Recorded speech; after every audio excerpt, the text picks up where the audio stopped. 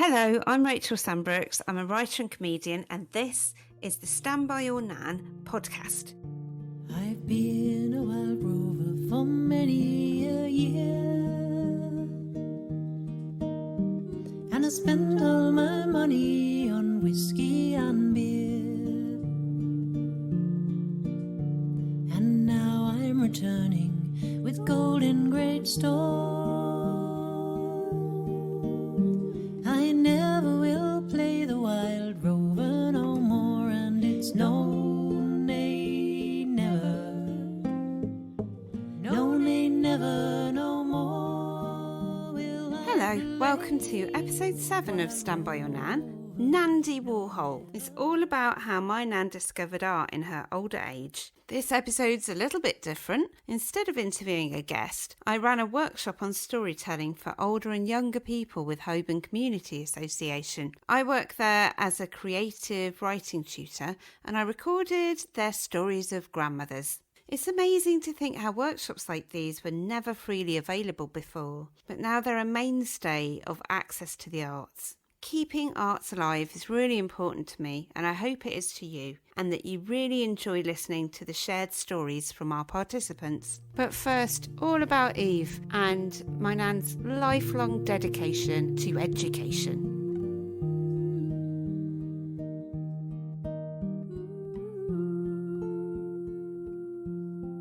There's quite a long history to my nan Eve's lifelong love of education. She didn't have much education as a child. In the 1920s, a working class woman wasn't expected to have anything of the sort. She read quite a lot, but it was mainly art books and spiritual new age tomes. Things such as You Can Heal Your Life, colour healing, but also Marcus Aurelius meditations.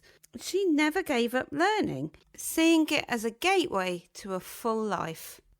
In her 50s, she had the chance to go to a place called Attingham Park in Shropshire. It was one of the first adult education colleges, but they ran some very strange lectures, things on heraldry, mediumship, but also creative art classes. She went along with her friends and then later to a Wednesday art class at Bourneville Art College, where they didn't really do any lectures on mediumship, but she did manage to build up an archive of sketches and paintings that filled the walls of her house. She collected so much artwork in the box room upstairs. It was piled high like a documentary on hoarders. You couldn't even open the door. She kept her pastels and pens in Grandad's cigar boxes piled up in the back room. I still have some of them, but she wouldn't let me touch them, so every time I open the boxes I feel a little bit naughty. So she'd started painting when she was about 55.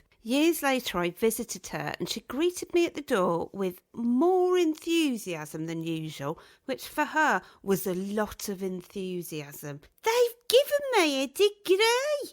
All I did was turn up to do my painting, and now I'm a graduate." She'd left school with no qualifications, but after many, many years, her art college had become part of the university and her class was accredited. She got a degree in fine arts after about 30 years. She was 88 years old. I remember one of our last conversations we ever had was in the back room next to the cabinet of nice things and plates that we weren't allowed to touch. And she'd stopped painting by then, but she still liked to look outside at the garden that she'd nurtured most of her life. After the usual tea and chit-chat and a fairy cake, of course, she looked at her garden and she said, "You know, I wanted to be an artist, but then I realised something. My garden is my art. Everything I do is my art. In fact, if we're all creators, my whole life is art." It was very deep, I have to say.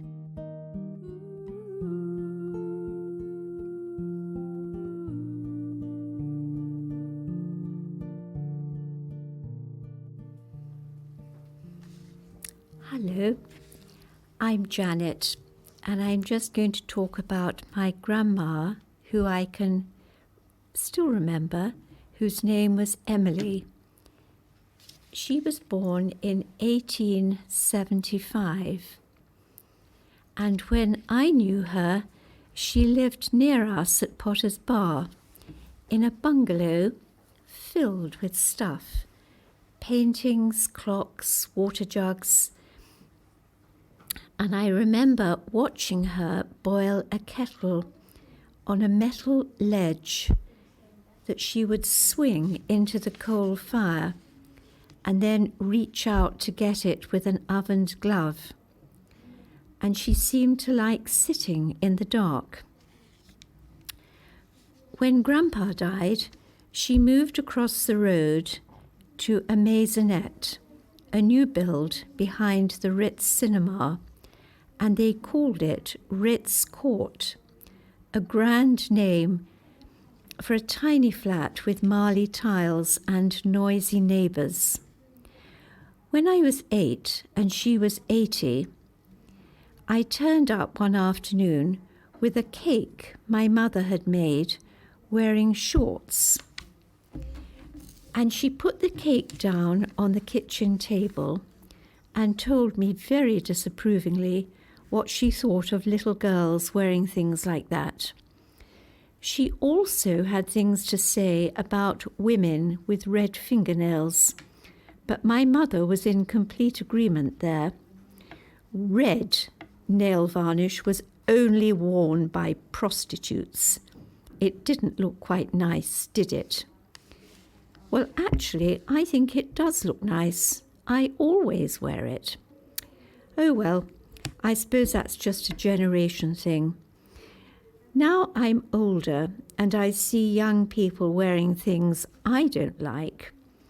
I try to keep my opinions to myself.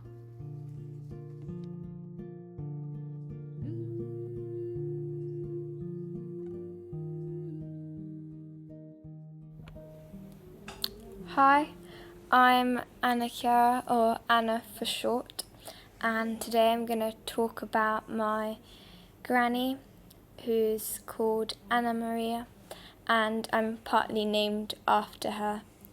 She lives in a little town near Naples, and she's part of a group of people that go on lots of different day trips, hikes and things like that. And she's very lucky because she lives in a beautiful place where she can visit both land and sea. What I mean by that is that there are lots of little mountains and really big hills around where she lives, so she can go on hikes and pick some mushrooms.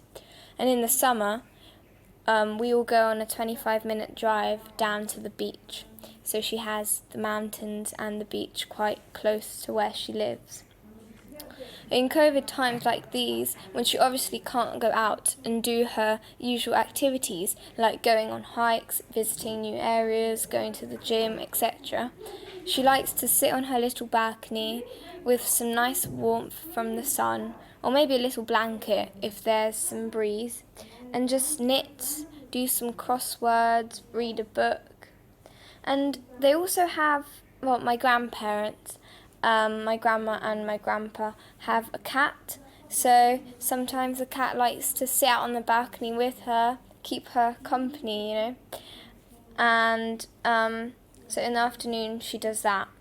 She also likes to cook, and whenever I visit her during the holidays, she always has something cooking in a pot or something ready for me to eat on the table, and we sometimes even cook together. So I always have some very nice, yummy memories of my grandma.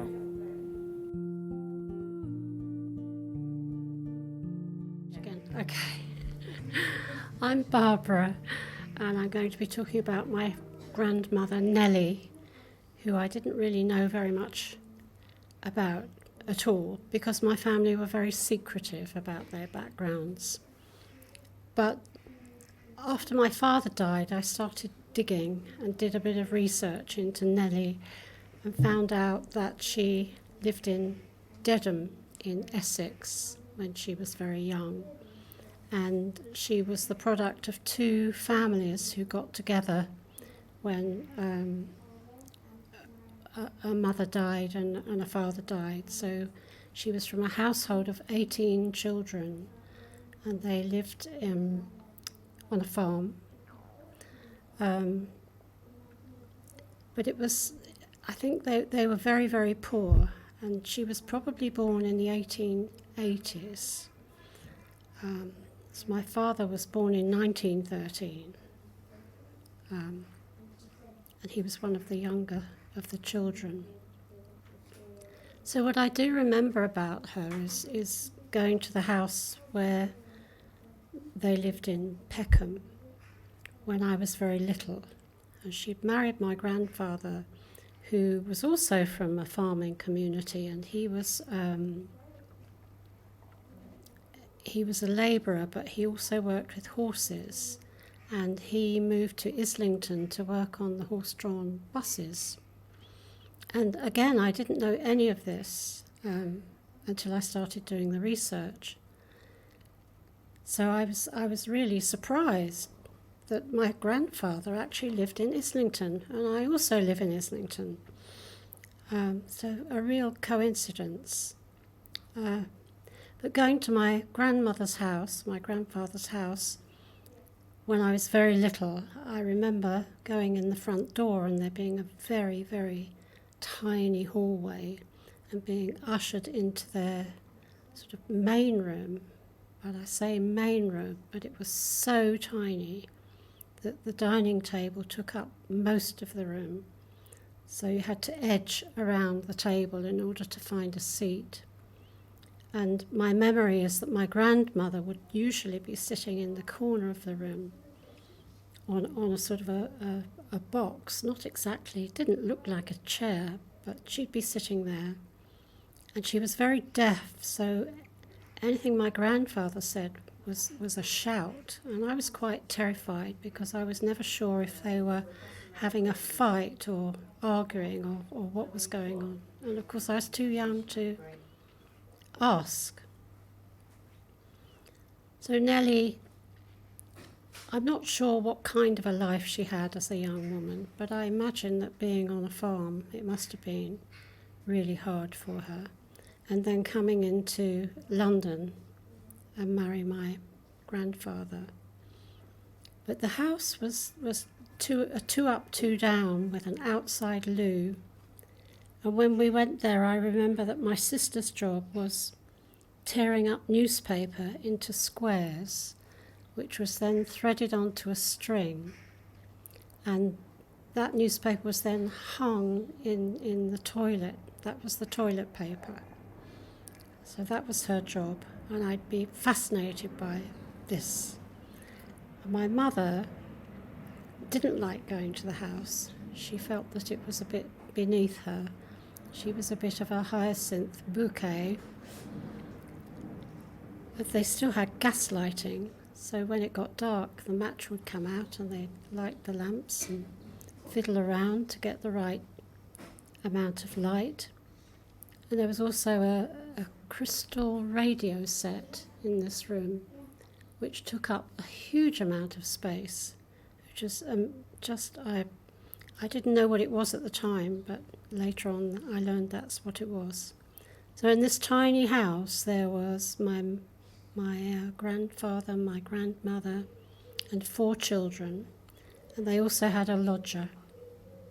And the children were born as 2 separate families almost, because my grandfather was off in the First World War, so they had 2 children, and he went to war, and my grandmother was left to bring up those 2 children, and had another 2 children. It must have been really, really hard, and I just hadn't really appreciated what a difficult time they must have had with no dole, no government assistance. And they were poor. But in all this, they still kept the one room at the front of the house, which they called the parlour, for best. And nobody ever went in there unless it was Christmas or a birthday or a christening or a death, where whoever it was would be laid out in that room. So I have this feeling that I would like to have known Nellie, because she was never heard, and she was really never seen in my memory anyway.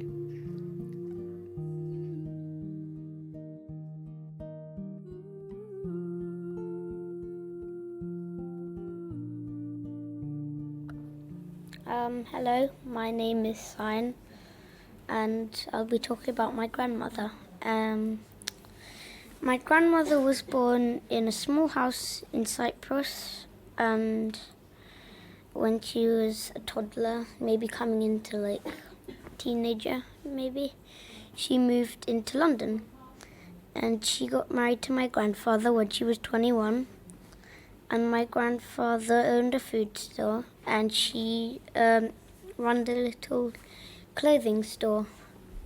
And then about 10 years later, she had my father and my uncle, his brother. And when my granddad was about 44, he died in 1986, and in 2019, my grandmother went to visit her old house in Cyprus, and it was very crushed and broken. And she said you wouldn't be able to like restore it or live in it. And then she just tells me more in depth every time I visit. So I'm just wondering, and yeah.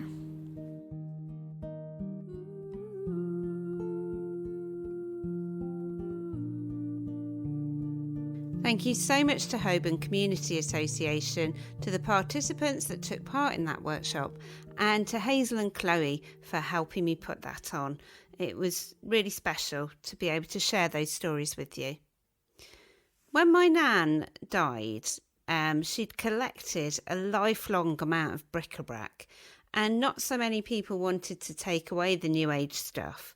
So I held on to some of it, books about colour healing, her yoga books, a jade statuette of Confucius that she had on a shelf, and costume jewellery that I played with as a child, which I thought was treasures, and now it looks like tangled bits of old plastic. And in the cigar boxes that she'd kept her art materials, in one of them I found cassette tapes with titles of New Age lectures on that were handwritten. So she'd obviously done a tape-to-tape recording of them. Things like Consciousness in 1962 and The Work from 1950s. All in her handwriting. She'd sat in her room and borrowed someone else's tape and recorded it at exactly the same moment. Click record with 2 tape decks, sit quietly so it doesn't pick up any sound. And I listened out to hear whether she'd recorded herself speaking, but she didn't. However, I could hear her footsteps in the background.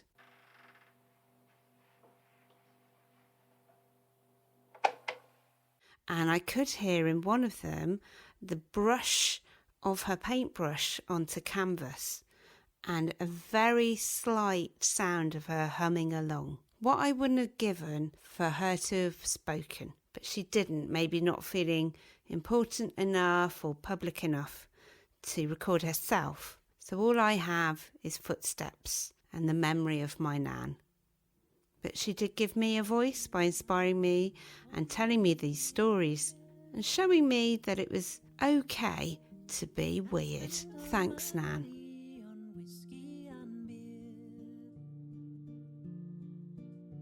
Stand By Your Nan has been written and performed by Rachel Sambrooks, co-produced with Steve Keyworth, and with music by Lewis Barfoot.